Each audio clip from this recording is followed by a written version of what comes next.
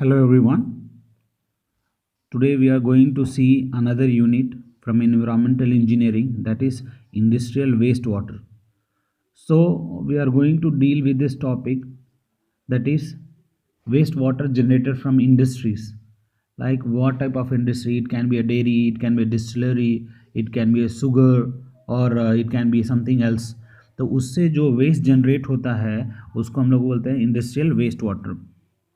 तो most properly जो इस समय जो इंडस्ट्री से होता है उसमें डिफरेंट टाइप्स के बहुत ऑर्गेनिक एंड इनऑर्गेनिक पार्टिकल्स पाए जाते हैं. उसमें सस्पेंडेड हो जाएगा, डिसॉल्व हो जाएगा, कोलाइडल हो जाएगा. ठीक है, तो इस प्रकार का जो वेस्ट है जो हमारा पानी में पाए जाते हैं. तो आप जानते हैं कि हम जो भी पानी को हम लोग डिस्चार्ज करते हैं उसको हम लोग पहले क्या करते हैं, ट्रीट करते हैं. तो इस प्रोसेस में इंडस्ट्रियल वेस्ट वाटर में क्या होता है, ट्रीटमेंट थोड़ा दिक्कत हो जाता है. ठीक है, इसमें ज़्यादा लोड लगता है कि एज यू नो कि ये कंपोस्ट है डिफरेंट टाइप्स का केमिकल से. ठीक है, एज वी ऑल नो कि हमारा ट्रीटमेंट एज़ कम्पेयर टू हमारा डोमेस्टिक वेस्ट से और रेजिडेंशियल इंस्टीट्यूशनल वेस्ट से जो हमारा वेस्ट आता है उसको ट्रीट करना आसान है as compared to industrial waste water. तो उसी को बेसिकली हम लोग आज इसमें पढ़ेंगे. तो आप ध्यान से सुनिएगा. नेक्स्ट है characteristics of industrial waste. Characteristic मतलब उसका क्या नेचर है, किस प्रकार का है, क्या है, इसमें लिखा हुआ है. तो इसमें हमने सबसे पहले देखा कि इंडस्ट्रियल वेस्ट वाटर किसको बोलते हैं. नेक्स्ट है इसका कैरेक्टरिस्टिक. कैरेक्टरिस्टिक क्या है कि ये डिपेंड करता है किस पे, चेंज होते रहता है अलग अलग इंडस्ट्री पे. जैसे कि इसमें लिखा हुआ है the characteristics of industrial waste water usually vary from industry to industry and it also varies from process to process. Point number 1.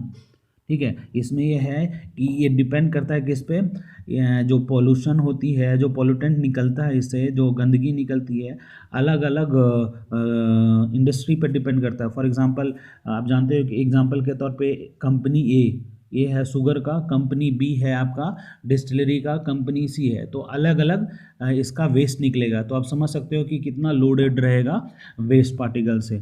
और इसका अलग अलग प्रोसेस लगेगी अलग अलग कंपनीज़ के लिए, लाइक इंडस्ट्रीज़ के लिए. शुगर का ट्रीटमेंट का अलग होना चाहिए और डिस्टिलरी का ट्रीटमेंट का अलग होना चाहिए. सो पहला point number 1 to be remembered. Next है in general industrial effluent differs widely from normal domestic sewage obtain from residence and commercial establishment.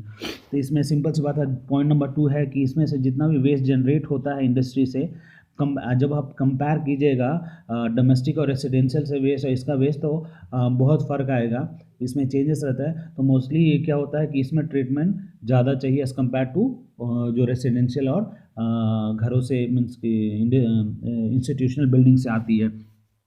ठीक है, इसमें क्या होता है कि इंडस्ट्रियल में क्या होता है, they consist of high proportions of suspender solids, dissolve Organics, inorganic solids, BOD, alkalinity और एसिडिटी. इसमें होता है एज़ कम्पेयर टू, आप देखिएगा जो हमारा घरों से इंस्टीट्यूशनल बिल्डिंग से जो पानी निकलता है इसमें ज़्यादा ये सब पाया जाता है. क्योंकि आप जानते हो कि पॉइंट नंबर 1 में क्या आता है, एक इंडस्ट्री टू इंडस्ट्री वेरी करता है, इसका अलग अलग प्रोसेस भी लगता है. ठीक है, तो पॉइंट नंबर 3 क्या है कि इसमें they have too high proportion of suspended solid.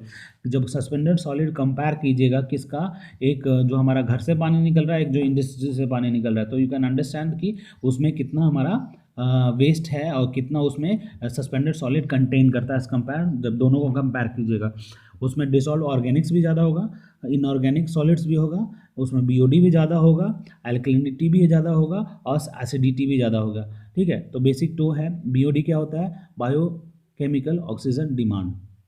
ठीक है, इसमें क्या होता है कि हम इन द प्रेजेंस ऑफ एयर जो कीटाणु को मारते हैं, जो हमारा सॉलिड को डिकम्पोज करने में मदद करता है, उसको हम लोग बायोकेमिकल ऑक्सीजन डिमांड बोलते हैं. Next alkalinity. अल्कलिनिटी किसको बोलते हैं, जो पीएच वैल्यू मोर देन 7 हो उसको अल्कलिनिटी बोलते हैं. और एसिडिटी क्या है, जिसका पीएच वैल्यू लेस देन 7 हो उसको हम लोग एसिडिटी बोलते हैं. और ये क्या है, डिफरेंट टाइप्स का पैरामीटर्स है हम जिससे पता करते हैं कि हमारा कंपेयर टू नॉर्मल सीवेज से इसमें क्या फ़र्क है. ठीक है, तो इसमें क्या क्या पोल्यूटेंट्स आ सकता है. ठीक है, it can be a raw material, process chemical, final product, process intermediate, process by product, oil and impurities in raw material, and process chemicals. इसमें से मोस्टली क्या है कि हर एक स्टेप्स पे जो वेस्ट निकलता है, starting from the stage 1 to stage last, इसमें हमारा अलग अलग वेस्ट जैसे इंक्लूड होता है। सबसे पहले रॉ मटेरियल, जिससे कुछ भी बनाया जाता है। For example making of jaggery, और यू ऑल नो जैगरी क्या होता है, गुड़ होता है। तो गुड़ को कैसे बनाते हैं, केतारी और ईख को काट के लाते हैं, उसको फिर क्या करते हैं हम लोग, साफ़ करने के बाद उसको हम लोग मशीन में डालते हैं, उसके पानी उससे जो जूस निकलता है उसको हीट करते हैं, ठीक है, फिर सफाई करते हैं, फिर उसको उसका प्रोसेस से हम लोग जैगरी बनाते हैं। तो इससे भी वेस्ट जनरेट होता है। जैसे वेस्ट में क्या होता है, उसका मोलासेस आ जाता है, जो उसका छिलका होता है उसको हम लोग मोलासेस कहते हैं। तो इसका सारा अलग अलग स्टेप पे अलग अलग इम्प्योरिटीज निकलती है। Such industrial waste water can not always be treated easily by the normal method of treating domestic waste water. तो सिंपल सी बात है कि जैसे आप डोमेस्टिक वेस्ट वाटर को ट्रीट करते हैं नॉर्मली, इस इंडस्ट्रियल वेस्ट वाटर को आप नॉर्मली ट्रीट नहीं कर सकते हैं, क्योंकि this compose of high chemicals compare to domestic sewage से, ठीक है। तो इसमें कोई अलग मेथड और सीक्वेंस भी लगाया जाता है, ज़रूरत है कंपेयर, ठीक है। तो कैरेक्टरिस्टिक्स में हमने 5 कैरेक्टरिस्टिक्स यहाँ देखा। नंबर 1 कैरेक्टरिस्टिक क्या था कि अलग अलग इंडस्ट्री के लिए अलग अलग ट्रीटमेंट होना चाहिए, प्लस अलग अलग प्रोसेस होना चाहिए, अलग अलग स्टेप पे अलग अलग केमिकल्स वहाँ से निकलते हैं। पॉइंट नंबर 2 हमने देखा कि जब हम कंपेयर करेंगे डोमेस्टिक सीवेज को और इसको इंडस्ट्रियल सीवेज को, तो हमारा जो सीक्वेंस है वो हमारा रिक्वेस्ट नॉर्मल ट्रीटमेंट से हम लोग डोमेस्टिक सीवेज को कर सकते हैं, बट इसमें नए स्टेप्स को ऐड करना बहुत ज़रूरी है। इसमें जो हर स्टेप में हमारा क्या निकलता है, वेस्ट निकलता है एज कंपेयर, जब उससे कंपेयर कीजिएगा। और क्या है, ये थोड़ा टफ है when you started doing treatment in industrial waste water, ठीक है। अब इसमें हम देखते हैं कि क्या क्या पोल्यूटेंट्स हैं in industrial waste water and their effects. Pollutant क्या है और उसका साइड इफेक्ट क्या है, उसका इफेक्ट क्या है, कैसे उसमें बदलाव आता है, उसके बारे में हम देखेंगे। तो सबसे पहले ऑर्गेनिक सब्सटेंस। ऑर्गेनिक क्या है, जो डिकम्पोसिबल हो, किसमें, जो सड़ने का लायक हो, सड़ने का क्षमता हो, in the presence of air और in the absence of air, तो एरोबिक एनारोबिक बोलते हैं उसको। तो इसका इफेक्ट क्या होता है जो हमारा इंडस्ट्रियल वेस्ट वाटर में होता है, ऑर्गेनिक सब्सटेंस में क्या होता है, this deplete dissolve oxygen of stream and impose great load on secondary treatment unit. ये मोस्टली, और जो भी हमारा जो केमिकल ऑर्गेनिक सब्सटेंस निकलता है हमारा इंडस्ट्रियल वेस्ट वाटर ट्रीटमेंट से, तो उसमें क्या करता है, और उस प्रोसेस में तो वो डिप्लीट मीन्स उसको डिसॉल्व ऑक्सीजन जितना भी पानी में रहता है उसको ख़त्म कर देता है। उससे क्या होता है, सेकेंडरी ट्रीटमेंट यूनिट पे ज़्यादा लोड बढ़ जाता है, ठीक है। नेक्स्ट है इनऑर्गेनिक सब्सटेंस। तो इनऑर्गेनिक सब्सटेंस में क्या क्या निकलता है, कार्बोनेट्स, क्लोराइड्स, नाइट्रोजन, फॉस्फोरस। तो ये क्या करता है, यूट्रिफिकेशन कॉज करता है, eutrophication of water bodies, increases dissolve solids content and can also भी हार्मफुल टू एक्वेटिक लाइफ। तो सिंपल सी बात है, जो हमारा इनऑर्गेनिक सब्सटेंस में जो केमिकल जो वेस्ट निकलता है, जैसे कि कार्बोनेट हो गया, जैसे कि क्लोराइड्स हो गया, नाइट्रोजन हो गया, फॉस्फोरस हो गया, वो क्या करता है, यूट्रिफिकेशन ऑफ वाटर बॉडी करता है, ठीक है। वो ऊपर वाला डिसॉल्व ऑक्सीजन के नीचे पेनिट्रेट नहीं होने देता, और उससे क्या होता है कि हमारा ऑक्सीजन खत्म होने से क्या होता है, तो हमारा जो एक्वेटिक लाइफ है उसको इफेक्ट पहुंचाता है, ठीक है। अगर उसको इफेक्ट पहुंचाए तो उससे क्या होगा, डायरेक्टली फूड चेन में इफेक्ट होगा, जैसे कि ह्यूमन इट फिश, तो उससे बीमारी हमारे में अंदर आ सकती है। तो we should be very careful कि हम कौन सा मछली कहाँ कौन सा रिवर का खा रहे हैं। नेक्स्ट है एसिड एंड अल्कलीस, ठीक है। तो एसिड क्या होता है, this generally affect the aquatic life on receiving water body, they also cause serious problem in operational of treatment unit. Simple सी बात है, जिस पानी में एसिडिक और बेसिक ज़्यादा होगा तो क्या करेगा, एक्वेटिक लाइफ को ज़्यादा इफेक्ट करेगा, ठीक है। एक्वेटिक लाइफ क्या होता है, जो जीव जंतु जो हमारा पानी में प्रेजेंट रहता है उसको एक्वेटिक लाइफ बोलते हैं, और वहाँ पे जो इसका जो ट्रीटमेंट होता है वो भी थोड़ा हटकर होता है, ठीक है। नेक्स्ट है आपका टॉक्सिक सब्सटेंस। टॉक्सिक सब्सटेंस कहता है जहरीला पदार्थ जो हमारा इंडस्ट्री वेस्ट वाटर से निकलता है, ठीक है। इसमें क्या हो सकता है, साइनेट्स हो सकता है, सल्फाइड्स हो सकता है, एसिटिलीन हो सकता है, फिनॉल हो सकता है, हेवी मेटल हो सकता है, अमोनिया हो सकता है। ये सब क्या है, जहरीला पदार्थ है। इसमें ये अगर डायरेक्टली अगर रिवर में डिस्चार्ज होगा या कोई नेचुरल स्ट्रीम में डिस्चार्ज होगा तो उससे क्या हो सकता है, हमारा वातावरण दूषित हो सकता है, हमारा जो एक्वेटिक लाइफ है दूषित हो सकता है, और क्या करता है, उससे हमारा जीव जंतु भी वहाँ अफेक्ट होता है, और प्लस जो हमारा बायोलॉजिकल ट्रीटमेंट जो होता है वो थोड़ा डिफिकल्ट हो जाता है, ठीक है। और इसमें है कलर प्रोड्यूसिंग सब्सटेंस, एक है कलर। इसमें जब हम डायरेक्टली इंडस्ट्रियल पोल्यूटेंट को, इंडस्ट्रियल वेस्ट वाटर को डायरेक्टली हम लोग डिस्चार्ज करेंगे तो उसका रंग बदल जाता है, क्योंकि वो केमिकल कंटेंट रहता है, वो कॉन्टेमिनेटेड रहता है।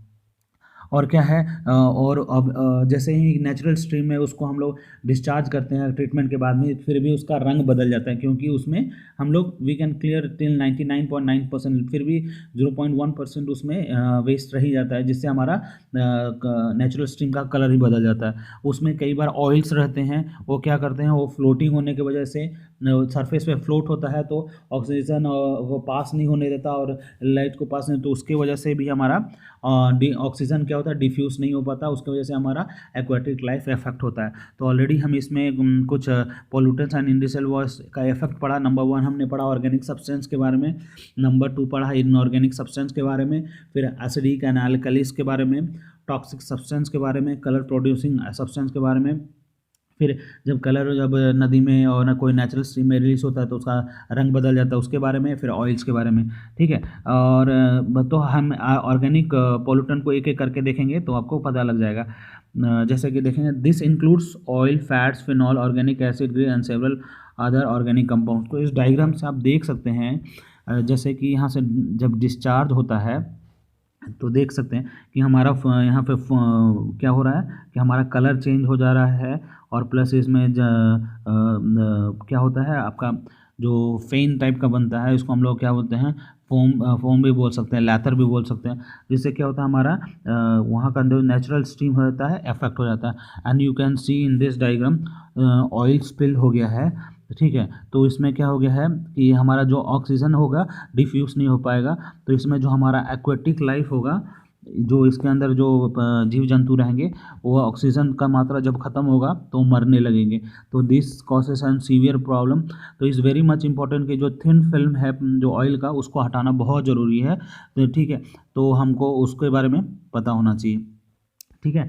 नेक्स्ट है आपका इनऑर्गेनिक पोल्यूटेंट। तो इनऑर्गेनिक पोल्यूटेंट में क्या हो सकता है, डिफरेंट मेटल हो सकता है, क्लोराइड हो सकता है, सल्फेट हो सकता है, ऑक्साइड ऑफ आयरन हो सकता है, कैडमियम हो सकता है, एसिड हो सकता है, अल्कलीस हो सकता है। वो किसी भी प्रकार का इनऑर्गेनिक पोल्यूटेंट हमारा इंडस्ट्रियल वेस्ट वाटर में होता है, ठीक है। वो किस में होता है, फाइन पार्टिकल्स में वो हम लोग, जैसे कि आप यहाँ पे डायग्राम में देखेंगे तो आपको पता लग जाएगा कि द इनऑर्गेनिक पॉल्यूटेंट क्या हो, जो अनडिकम्पोज हो, उसको डिकम्पोज नहीं कर सकते, वो सड़ नहीं सकता। जैसे कि प्लास्टिक वेस्ट, कैंस, इसको हम लोग अब गंदगी को देख सकते हैं, ये मोस्टली हमारा स्लम एरिया में पाया जाता है, हर जगह पे ऐसा होता है। तो ऐसे इंजीनियरिंग स्टूडेंट्स, ऐसे सिटीज़न ऑफ इंडिया, हमें क्या चाहिए कि हमें अपना वातावरण को साफ़ सुथरा रखना चाहिए, ठीक है। आप खुद से इनिशिएटिव लीजिए, अपने एक टीम बनाइए, नहीं तो खुद कीजिए, तो आपको आप अपना वातावरण को शुद्ध रखिएगा तो आपको भी वातावरण रिटर्न में देता है और जल्दी कोई बीमारी नहीं होगा। लेकिन ये सबको क्लीन रखना है। जैसे हमारा बिहार सरकार, भारत सरकार क्या था, म्यूनसिपल होता है, तो अगर ऐसा कचरा देखते हो तो वहाँ आप इन्फॉर्म करके उस एरिया का क्लीननेस करवा सकते हो, ठीक है। नेक्स्ट है हमारा मराइन पोल्यूशन। तो it's very much important. Marine pollution में क्या होता है, जो हमारा एक्सट्रैक्शन होता है, ऑयल एक्सट्रैक्शन, उससे हमारा इस डायग्राम में देख सकते हो कि हमारा ऑयल का थिन लेयर बन जाता है और वो कलर चेंज हो जाती है, और यहाँ की एक्वेटिक लाइफ चेंज हो जाती है। एक्वेटिक लाइफ डेंजर जोन में रहता है, यहाँ की मछली आप खाइएगा तो बीमार पड़ सकते हैं। तो सिमिलरली इसमें भी आप देख सकते हैं, तो हमारा मराइन पोल्यूशन इसको बोलते हैं। नेक्स्ट है the characteristics of waste water from some industry. अगर हम क्या करें, कुछ कैरेक्टरिस्टिक, कुछ नेचर के बारे में पढ़ने जा रहे हैं, अलग अलग इंडस्ट्रीज़ के बारे में, ठीक है। तो हम देखेंगे इस डायग्राम से, आप देख सकते हैं कलर चेंज है पानी का, इसको भी हम लोग देख सकते हैं, ठीक है। तो सबसे पहले हम लोग किसका कैरेक्टरिस्टिक्स पढ़ने जा रहे हैं, डेयरी इंडस्ट्री का। डेयरी इंडस्ट्री, डेयरी मतलब जो दूध का व्यापारी, दूध का काम करता हो, उसको हम लोग क्या बोलते हैं, डेयरी इंडस्ट्री। जहाँ पे मिल्क को अलग अलग स्टेट में डाला जाता है, उससे नई चीज़ मैन्युफैक्चर किया जाता है, तो उससे जो वेस्ट जनरेट होता है उसके बारे में हम लोग देखने जा रहे हैं। क्योंकि डेयरी इंडस्ट्री में क्या है, various operation in dairy industry में include pasteurisation, bottling, preparation of butter, cheese, milk powder, etcetera. तो हमारा जो ऑपरेशन है डेयरी इंडस्ट्री में, जैसे कि पश्चराइजेशन होता है, जमाना होता है, फिर पैकिंग होता है, जैसे बॉटल में हम भरते हैं, फिर हम लोग बटर मीन्स कि हम लोग मक्खन जैसे निकालते हैं, और पनीर जब निकालते हैं, चीज़ को क्या बोला जाता है, पनीर बोला जाता है, और जब मिल्क पाउडर करते हैं तो इसमें हमारा बहुत वेस्ट जनरेट होता है। ठीक है, तो जो जनरेट वेस्ट जो होता है वो मिल्क प्रोडक्ट से वो क्या करता है, उसमें बीओडी का मात्रा बहुत ज़्यादा रहता है। तो बीओडी आपका क्या है, बायोकेमिकल ऑक्सीजन डिमांड, और ये कब कहाँ कितना तक हो सकता है, 1000 मिलीग्राम पर लीटर, मीन्स कि हर एक वेस्ट वाटर में बीओडी कंटेंट कितना होता है, 1000। तो यू कैन अंडरस्टैंड कि उसमें कितना हमारा जो बैक्टीरिया रहेगा जन्म लेगा। द वेस्ट वाटर में ऑल्सो कंटेन डिटर्जेंट, उसमें कई बार डिटर्जेंट भी इस्तेमाल होता है, germicides and other chemical content भी होता है, क्योंकि हर एक स्टेप पे अलग अलग केमिकल्स का इस्तेमाल किया जाता है डेयरी इंडस्ट्री में। ठीक है, तो आप देख लीजिएगा, यहाँ के भैंस है, बफलो है, गाय है, तो ये प्रोसेस है गराने का, तो इससे जो हमारा डेयरी इंडस्ट्री में आप देख सकते हैं। ठीक है, लेकिन मैनुअली गारना ही बेटर रहता है, क्योंकि इससे हमारा जानवर पे इफेक्ट नहीं पड़ता है। ठीक है, तो इसमें क्या क्या प्रोसेस होता है, पैस्चराइजेशन होता है, बॉटलिंग होता है, मेकिंग ऑफ बटर होता है, चीज़ होता है। ठीक है, तो इस सब से हमारा हर एक स्टेप्स में जो जो वेस्ट जनरेट होता है उसको हम लोग डेयरी इंडस्ट्री में क्या होता है, उसका जो बीओडी होता है कितना हो सकता है, हर एक लीटर वाला पानी में 1000 मिलीग्राम पर लीटर हो सकता है। ठीक है, तो जैसे आप देख सकते हैं इस पिक्चर में, आप देख सकते हैं कि हमारा यहाँ से हमारा वेस्ट जनरेट हो रहा है, हमारा पानी का कलर आप देख सकते हैं, ये सब last raw material, raw product है, मीन्स की रॉ प्रोडक्ट, सॉरी, ये हमारा सारा चीज़ हो जाने के बाद जो हमारा पानी निकलता है तो इसमें बहुत ज़्यादा बीओडी कंटेंट रहता है, और इसमें अलग अलग टाइप के केमिकल्स भी कंटेंट रहते हैं। तो इस वेरी मच इम्पॉर्टेंट कि जब आप इस पानी को आप डिस्चार्ज करो तो इस पानी को सफाई होना चाहिए, इसमें से बीओडी कंटेंट भी कम होना चाहिए, इसमें केमिकल कंटेंट भी कम होना चाहिए, तभी आप नेचुरल वाटर बॉडीज़ में इसको डिस्चार्ज कर सकते हो। ठीक है, नहीं तो ये क्या करेगा, इससे नई नई बीमारी भी पैदा हो सकती है। ठीक है, नेक्स्ट है हम typical characteristic of dairy waste से हम लोग देखने जा रहे हैं कि क्या क्या उसका कैरेक्टरिस्टिक है। सबसे पहले पीएच वैल्यू देखेंगे किसका, डेयरी वेस्ट का, उसका कितना होता है, 7.2। So it is mostly basics के ओर जाता है। ठीक है, अल्कलिनिटी कितना होता है, 580 milligram per litre S calcium carbonate, उसमें कितना होता है अल्कलिनिटी, 580 मिलीग्राम पर लीटर, हर एक लीटर में 580 क्या होता है compare to calcium carbonate. Suspended solid कितना होता है, 720 milligram per litre. Suspended solid you can know, जो हमारा फ्लोटिंग पार्टिकल्स हो जाए, वो जो उसमें मिले रहे, उसको कितना होता है, 720 milligram per litre. Total dissolve sorry कितना होता है, 1020 milligram per litre. Similarly BOD कितना होता है, अभी बीओडी हम देखे थे, ये बीओडी इज मोर देन 1000, तो यहाँ बीओडी कितना दिया है, 1190 मिलीग्राम पर लीटर। और सिमिलरली केमिकल सीओडी क्या होता है, 90 मिलीग्राम पर लीटर। हर एक लीटर में कितना होता है, 90 मिलीग्राम पर लीटर होता है। फिर इसमें नाइट्रोजन कितना कंटेंट होता है, 90 मिलीग्राम पर लीटर होता है।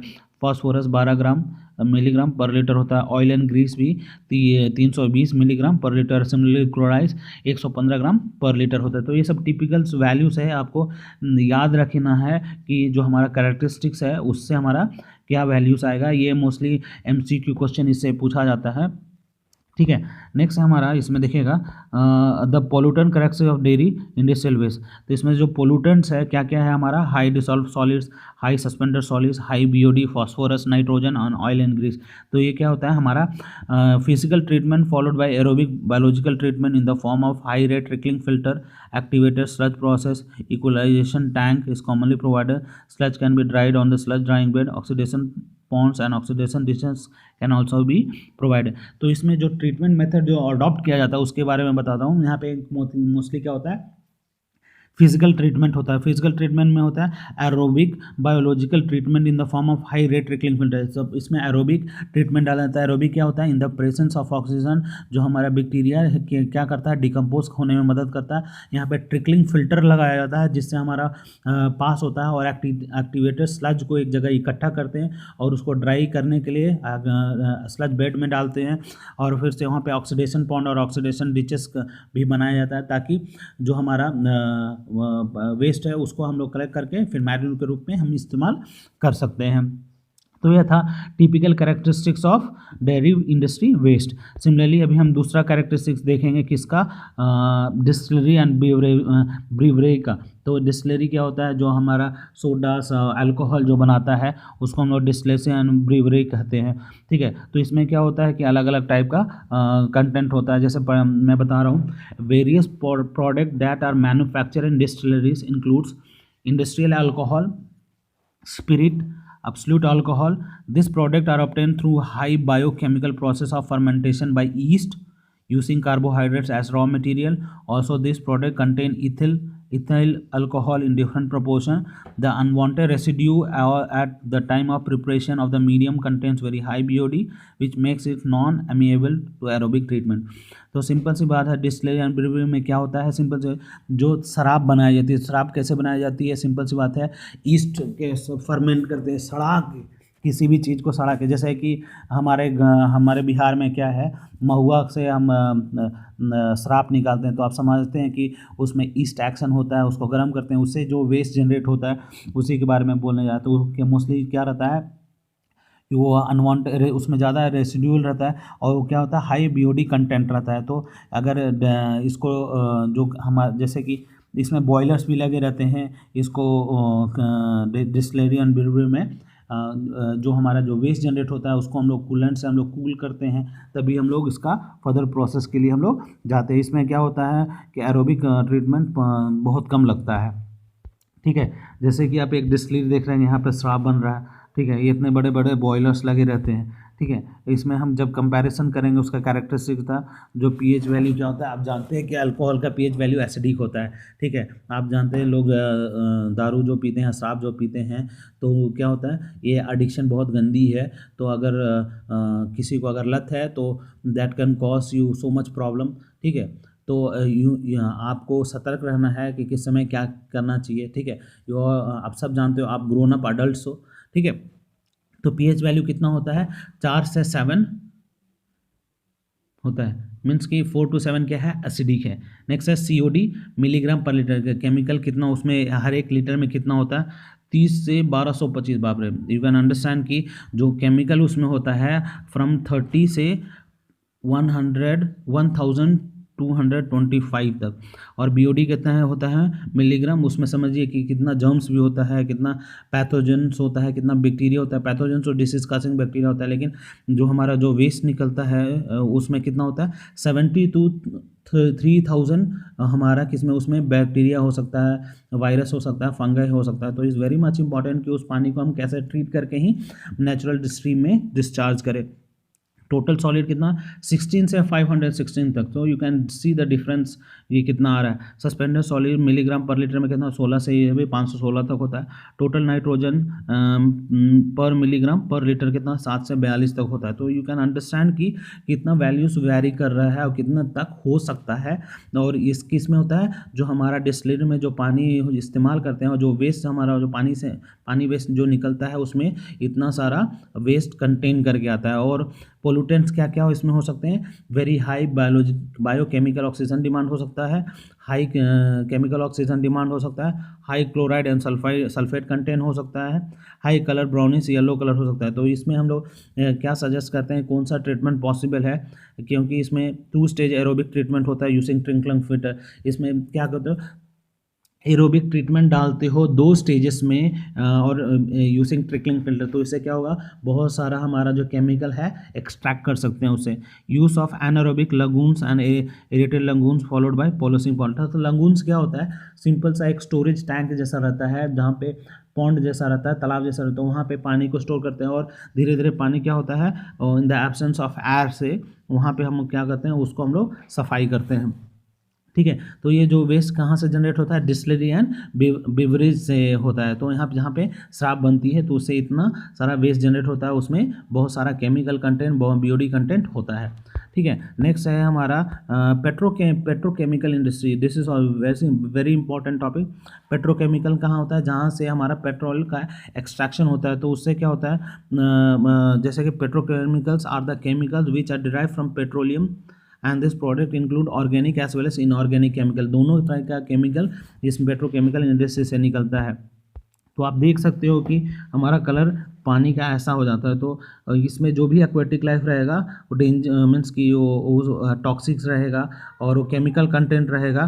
तो ऑब्वियसली है कि अगर इस पानी को डायरेक्टली आप नदी में डिस्चार्ज करेंगे तो प्रॉब्लम आ सकता है। नेक्स्ट इसका जो हम लोग पोल्यूटेंट जो पोल्यूशन पढ़ रहे हैं, इसमें ऑयल है रहता है, इसमें हाई बीओडी एंड सीओडी होता है, हाई टोटल सॉलिड्स होता है, हाइड्रोकार्बन एंड देयर प्रोडक्ट होता है। तो इसमें हम लोग सिंपल कौन सा ट्रीटमेंट हम लोग अडॉप्ट करते हैं, chemical treatment as well as biological treatment का इस्तेमाल किया जाता है कि इसमें पेट्रोकेमिकल का पानी को रिफाइन करने में ताकि उससे हमारा गंदगी को, ये सब पोल्यूशन कैरेक्टरिस्टिक को हटा सके। ठीक है ने और सब अलग इंडस्ट्री है, एक है शुगर केन इंडस्ट्री।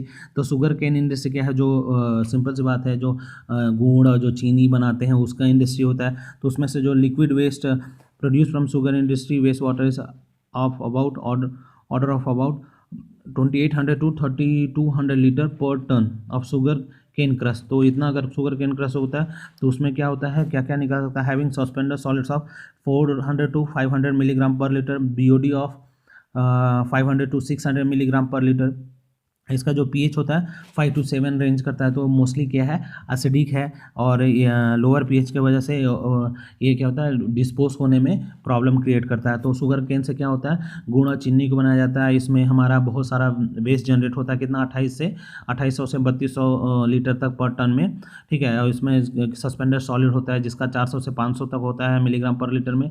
बीओडी भी कितना होता है, 500 से 600 मिलीग्राम पर लीटर होता है। पीएच का कितना रेंज होता है, 5 से 7। तो ये एसिडिक होता है, इसकी वजह से ये डिकम्पोज होने में बहुत डिफिकल्ट होता है।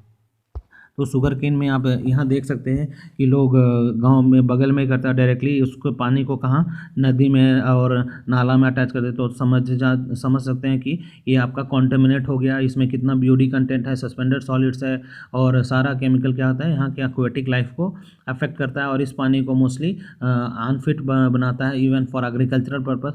तो हमें डायरेक्टली ऐसे नहीं डिस्चार्ज करना चाहिए उसको, हम लोग पानी को सफाई करके ही। तो और उससे जो वेस्ट जनरेट होता है इसको हम लोग मोलासेस बोलते हैं। ठीक है, तो ये वेस्ट को हम लोग कैसे सुखा के आग बनाने के लिए भी इस्तेमाल, मीन्स कि आग जलाने के लिए भी इस्तेमाल कर सकते हैं। ठीक है, इसमें क्या क्या पोल्यूटेंट होता है, इसमें क्या होता है, हाई बायोकेमिकल ऑक्सीजन डिमांड हो सकता है, ये वोलेटाइल सॉलिड्स है, लो पीएच है। ठीक है, तो इसमें हम लोग कौन सा ट्रीटमेंट यूज़ करते हैं, using digestion in the stage with detention period of 1 and 6 days for the primary secondary digester followed by oxidation pond. तो डिटेंशन पीरियड क्या होता है कि पानी को रोकना, पानी को जमा करके रखना, डिटेंशन पीरियड उसको बोलते हैं। ठीक है, तो इसमें हम डाइजेशन टैंक होता है, पानी को एक जगह 1 दिन से 6 दिन तक प्राइमरी ट्रीटमेंट में रखते हैं। तो हमारा जितना भी वेस्ट है नीचे बैठ जाएगा डिटेंशन पीरियड में और साफ पानी ऊपर आ जाएगा, दोनों प्राइमरी और सेकेंडरी ट्रीटमेंट में। तो आप मार करके याद करके रखिएगा, डिटेंशन पीरियड क्या होता है, पानी को एक जगह कितने समय तक रखते हैं, mostly deals with the time. ठीक है, तो यहाँ 1 to 6 days for primary and secondary followed by oxidation pond भी होता है, जहाँ पे ऑक्सीडेशन क्या होता है, एरोबिक रिएक्शन लगता है, जहाँ पे हमारा ऑक्सीडेशन होता है इन the presence of oxygen, atmosphere से रिएक्ट करता है। तो उससे हमारा जो केमिकल जो बैक्टीरिया होता है तो हमारा ऑर्गेनिक मटेरियल को डिकम्पोज करने में मदद करता है। ठीक है, तो इस प्रकार का सीवेज ट्रीटमेंट मेथड हमने इसमें अडॉप्ट किया। नेक्स्ट हमारा टेक्सटाइल इंडस्ट्री। तो टेक्सटाइल इंडस्ट्री क्या होता है, कपड़ों के बनाने वाली इंडस्ट्री, जो कपड़े बनाते हैं। तो आप देखे होंगे जैसे कि हमारे बिहार में, जैसे आप गया मानपुर में जाओगे, मानपुर एक इलाका है, तो वहाँ पर क्या होता है, टेक्सटाइल मोस्टली लोग गमछा टावल ये सब बनाते हैं। तो उसकी जो वेस्ट होती है, केमिकल वेस्ट, डायरेक्टली नली में डिस्चार्ज कर देते हैं। उससे क्या होता है, वो जो पानी जहाँ फल्गु नदी में गिरता है तो वो पूरा क्या होता है, पोल्यूटेड होता है। उससे कहीं कहीं नई नई तरह की बीमारियां भी उजागर होती है। तो इट्स वेरी मच इंपॉर्टेंट कि जो हमारा पानी निकलता है उसको आप ट्रीट करके ही आप नदी नेचुरल स्ट्रीम में डिस्चार्ज कर सकते हो। तो क्या है, the characteristics of waste from textile industry depends on types of fibre use. ये डिपेंड करता है कि किस प्रकार का फाइबर यूज इस्तेमाल कर रहे हो कपड़े या किसी चीज़ को बनाने के लिए। उसमें क्या हो सकता है, कॉटन हो सकता है, वूल हो सकता है, रीजनरेटेड हो सकता है, सिंथेटिक हो सकता है। ठीक है, तो इसमें से कौन कौन सा पोल्यूटेंट निकलता है, कौन कौन सा इम्प्योरिटी रहता है, इट कैन, जब हम उसमें डाई और ब्लीचिंग पाउडर डालते हैं तो उससे हमारा केमिकल्स ज़्यादा निकलता है। वो हमारा क्या करता है, आपका जो हमारा पानी है उसको वेस्ट, वो उसमें हमारा क्या करता है, उसका पैरामीटर्स को, जो पोल्यूटेंट कैरेक्टरिस्टिक्स है उसको बढ़ा देता है। इस पानी में क्या होता है, हाई अल्कलिनिटी होता है। हाई अल्कलिनिटी मीन्स कि वो ज़्यादा बेसिक होता है, क्योंकि उसमें डाई और ये सब इस्तेमाल किया जाता है। इसमें हाई बीओडी होता है, हाई सीओडी होता है और हाई सस्पेंडेड सॉलिड्स होता है। इसमें हम लोग केमिकल एंड बायोलॉजिकल ट्रीटमेंट को प्रीफर करते हैं जब हमारा जो किसका वेस्ट निकलता है, कपड़े टेक्सटाइल इंडस्ट्री का जो वेस्ट निकलता है उसमें हम लोग केमिकल एंड बायोलॉजिकल ट्रीटमेंट को प्रीफर करते हैं। तो इसका हमारा जो पैरामीटर है कहाँ से कहाँ वेरी करता है, यू कैन सी पीएच क्या होता है, पावर ऑफ हाइड्रोजन 9 से 10.5 तक होता है। तो यू कैन अंडरस्टैंड कि ये क्या है, बेसिक है और नहीं तो अल्कलाइन है। बीओडी कितना होता है, 1 लीटर मिलीग्राम में कितना होता है, 900। तो you can understand total solid 3000, total alkalinity 600, total chromium content 4 milligram per litre, means कि हर 1 लीटर में 4 मिलीग्राम क्रोमियम हो सकता है। तो यू कैन सी कि कितना डेंजरस है। सस्पेंडेड सॉलिड भी कितना होता है, 100, और कलर क्या हो जाता है, ब्राउन हो जाता है। तो डिपेंड करता है कि किस प्रकार का सा डाई और ब्लीचिंग पाउडर इस्तेमाल कर रहे हो। तो ये टेक्सटाइल वेस्ट से आप देख सकते हो कलर चेंज हो जाता है, उसको हम लोग नाप सकते हैं कि हमारा इसमें कि टर्बिडिटी में जैसे कि कितना इसमें कॉन्टामिनेटेड है और ये कितना इफेक्टिव है। नेक्स्ट है paper and pulp industry. This also आप जानते हैं कि डेली साइंटिस्ट और जो R&D डिपार्टमेंट है, रिसर्च डिपार्टमेंट है, वो डेली काम कर रहा है ऑफ रिसाइकलिंग। ठीक है, तो बोला जाता है कि रिसाइकल प्रोडक्ट इस्तेमाल कर रिसाइकल। जो हमारा पेपर एंड पल्प इंडस्ट्री है, जो हमारा पेपर जैसे बनता है, उससे क्या होता है, 200 से 250 metre cube of liquid waste per ton of paper manufacture, वो इतना वेस्ट जनरेट होता है। वो क्या होता है, उसमें हाई बीओडी होता है, high COD and BOD ratio होता है, हाई सस्पेंडेड सॉलिड्स भी होता है। तो is very much important that we practice recycling. ठीक है, जो चीज़ वेस्ट हो रहा है तो उसको हम लोग रीयूज़ करने का सोचें, अच्छे तरह रिसाइकिल करके, तो हमारे लिए बहुत फ़ायदेमंद होगा। तो जैसे पेपर इंडस्ट्री से हमारा जो पानी निकलता है, तो you can see the waste generated here, और क्या आता है इसमें, हाई बीओडी एंड सीओडी होता है, और you can C high suspended solid होता है, और बीओडी कंटेंट भी ज़्यादा होता है एज़ कम्पेयर टू अदर्स। तो ठीक है, तो पेपर इंडस्ट्री में इस डायग्राम ये हमारा ट्रीटमेंट यूनिट है। यहाँ पे हम लोग ट्रीटमेंट करते हैं हमारा पानी को। हमारा पेपर बनाने के बाद जो हमारा वेस्ट निकलता है उसको हम लोग साफ़ करने के बाद ही नेचुरल स्ट्रीम में हम इसको डिस्चार्ज करते हैं। तो इसका हमारा जो पॉल्यूशन कैरेक्टरिस्टिक्स है क्योंकि सबसे पहले और ट्रीटमेंट मेथड क्या अडॉप्ट करते हैं इसमें हम लोग पढ़ेंगे। सबसे पहले हाई बीओडी, इसमें बायोकेमिकल ऑक्सीजन डिमांड ज़्यादा होता है। ठीक है, दूसरा high BOD and COD rate, strong colour, high alkalinity, high sodium content, lignin, high resistant to biological treatment. तो ये बायोलॉजिकल ट्रीटमेंट के अगेंस्ट में रहता है, मोस्टली हम लोग इसको केमिकली ट्रीट करते हैं। ठीक है, फर्स्ट हम लोग लिगिन को रिकवर करते हैं बाई केमिकल ट्रीटमेंट। फिर हम लोग lime treatment for colour removal. Lime क्या होता है, चूना डाल के हम लोग क्या करते हैं, उसमें जो रंग रहता है, कलर रहता है, उसको हम लोग हटाते हैं। ठीक है, that is very much important, क्योंकि हमारे गांव में भी लोग हर 6 महीने में अपने कुआं, जैसे कुआं होते हैं तो उसमें लोग चूना डालते हैं, क्योंकि उसमें जो भी वेस्ट और जो भी कीटाणु होगा वो मर जाएगा और पानी अपने आप रिफाइन हो जाएगा।